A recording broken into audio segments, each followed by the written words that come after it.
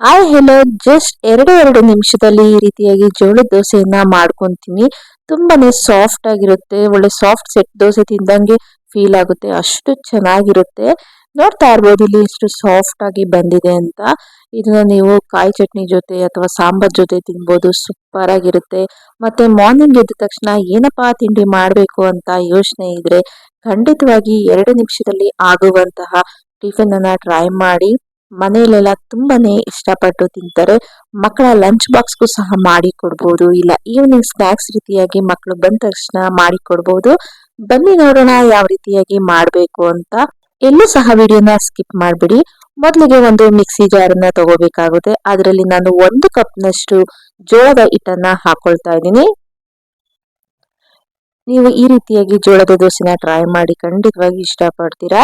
So ಇಲ್ಲಿ ನಾನು 1 ಕಪ್ನಷ್ಟು ಜೋಳದ ಹಿಟ್ಟನ್ನ ತಗೊಳ್ತಾ ಇದ್ದೀನಿ. ನೀವು ಬೇಕಾದ್ರೆ ಇನ್ನು ಜಾಸ್ತಿ ಕ್ವಾಂಟಿಟಿಯಲ್ಲೂ ಸಹ ಮಾಡ್ಕೋಬಹುದು. ನಂತರ ಇದಕ್ಕೆ ಒಂದು ಅರ್ಧ 1 ಕಪ್ನಷ್ಟು ಬಾಂಬೆ ರವೆಯನ್ನ ಹಾಕೊಳ್ತಾ ಇದ್ದೀನಿ.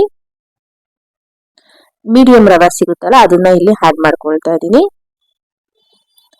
ನಂತರ ಇದಕ್ಕೆ ಅದೇ ಕಪ್ಪಿನ ಅಳತೆಯಲ್ಲಿ ಅರ್ಧ 1 ಕಪ್ನಷ್ಟು ಮೊಸರನ್ನ ಹಾಕೊಳ್ತಾ ಇದ್ದೀನಿ. ಇಲ್ಲಿ ನಾನು ಮನೆಯಲ್ಲೇ ಹಾಕಿದಂತಹ ಮೊಸರನ್ನ ಹಾಕೊಳ್ತಾ ಇದ್ದೀನಿ. ನೀವು ಬೇಕಾದ್ರೆ ಹೊರಗಡೆ ಸಿಗುವಂತಹ ಮೊಸರನ್ನು ಸಹ ಆಡ್ ಮಾಡಬಹುದು. ನಂತರ ಇದಕ್ಕೆ ರುಚಿಗೆ ತಕ್ಕಷ್ಟು ಉಪ್ಪನ್ನ ಹಾಕೊಳ್ತಾ ಇದ್ದೀನಿ. ನಂತರ ಇದಕ್ಕೆ ಒಂದು ಅರ್ಧ 1 ಕಪ್ನಷ್ಟು ನೀರನ್ನ ಹಾಕೊಂಡು ಇದನ್ನ ನುಣ್ಣಗೆ ಗ್ರೈಂಡ್ ಮಾಡ್ಕೋಬೇಕಾಗುತ್ತೆ. ಮಧ್ಯದಲ್ಲಿ ನಿಮ್ಗೆ ಸ್ವಲ್ಪ ನೀರ್ ಬೇಕಂದ್ರೆ ಆಡ್ ಮಾಡ್ಕೋಬಹುದು. ಈ ಗ್ರೈಂಡ್ ಮಾಡ್ಕೊಂಡಿರುವಂತಹ ಮಿಶ್ರಣ ಏನಿರುತ್ತಲ್ಲ ಅದನ್ನ ಒಂದು ಪಾತ್ರೆಗೆ ಟ್ರಾನ್ಸ್ಫರ್ ಮಾಡ್ಕೋಬೇಕಾಗುತ್ತೆ. ನಂತರ ಇದಕ್ಕೆ ಒಂದು 1/4 ಚಮಚದಷ್ಟು ಬೇಕಿಂಗ್ ಸೋಡಾನ ಹಾಕೊಂಡು ಇದಕ್ಕೆ ಸ್ವಲ್ಪ ನೀರನ್ನ ಆಡ್ ಮಾಡಿಕೊಂಡು ಚೆನ್ನಾಗಿ ಮಿಕ್ಸ್ ಮಾಡಬೇಕಾಗುತ್ತೆ. ನೀರನ್ನ ಸ್ವಲ್ಪ ನೋಡ್ಕೊಂಡು ಹಾಕೊಳ್ಳಿ. ತುಂಬಾ ತೆಳ್ಳಗಿರಬಾರ್ದು, ತುಂಬಾ ಗಟ್ಟಿಗೂ ಇರಬಾರ್ದು, ಮೀಡಿಯಂ ಕನ್ಸಿಸ್ಟೆನ್ಸಿಲಿ ಇರಬೇಕು. ಈ ರೀತಿಯಾಗಿ ನೀವು ದಪ್ಪ ಬೇಕಾದ್ರೆ ದಪ್ಪಗೆ ಹಾಕೋಬಹುದು, ಇಲ್ಲ ತುಂಬಾ ತೆಳ್ಳಗ್ ಬೇಕಂದ್ರೆ ತೆಳ್ಳಗೂ ಸಹ ಹಾಕೋಬಹುದು. ಸೊ ನಾನಿಲ್ಲಿ ಸ್ವಲ್ಪ ಮೀಡಿಯಂ ಸೈಜ್ ನಲ್ಲಿ ದೋಸೆಯನ್ನ ಹಾಕೊಳ್ತಾ ಇದೀನಿ. ನೋಡ್ತಾ ಇರ್ಬೋದು ದೋಸೆ ಎಷ್ಟು ಚೆನ್ನಾಗಿ ಬರ್ತಾ ಇದೆ ಅಂತ.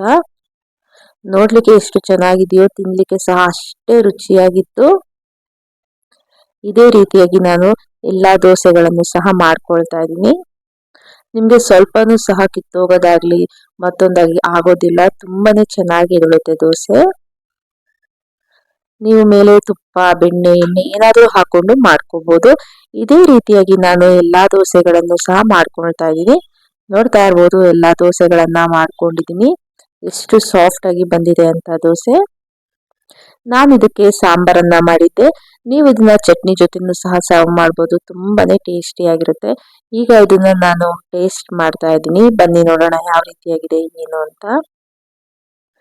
ನಿಮ್ಗೆ ನೋಡ್ತಾ ಇದ್ರೇನೆ ಬಾಯಲ್ಲಿ ನೀರು ಬರುತ್ತೆ. ಅಷ್ಟು ಸಾಫ್ಟ್ ಆಗಿ, ಅಷ್ಟು ಕಲರ್ಫುಲ್ ಆಗಿತ್ತು ದೋಸೆ. ಈ ರೀತಿಯಾಗಿ ಹೆಲ್ತಿ ಆದಂತಹ ದೋಸೆಯನ್ನ ಖಂಡಿತವಾಗಿ ಮನೆಯಲ್ಲಿ ಟ್ರೈ ಮಾಡಿ. ಚಿಕ್ಕವರಿಂದ ದೊಡ್ಡವರವರೆಗೂ ಎಲ್ಲರೂ ಸಹ ತುಂಬಾನೇ ಇಷ್ಟಪಟ್ಟು ಎಂಜಾಯ್ ಮಾಡ್ಕೊಂಡು ತಿಂತಾರೆ. ನನಗಂತೂ ಪರ್ಸನಲಿ ತುಂಬಾ ಇಷ್ಟ ಆಯ್ತು. ನಿಮ್ಗೂ ಇಷ್ಟ ಆಗಿದ್ರೆ ಲೈಕ್ ಮಾಡಿ, ಶೇರ್ ಮಾಡಿ, ಕಮೆಂಟ್ ಮಾಡಿ. Thank you, bye.